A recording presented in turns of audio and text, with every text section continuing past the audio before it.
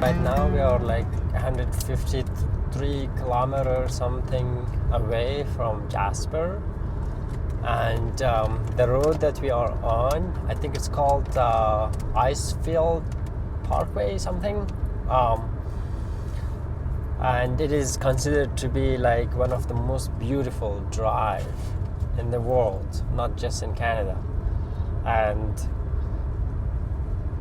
I really agree, because like what I have been watching, like the dramatic lakes and the mountains,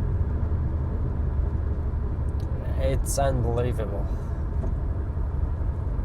Like if you're really into adventure and road trips and nature overall, I think this is one of the things that you should at least do once in your life. And thank me later.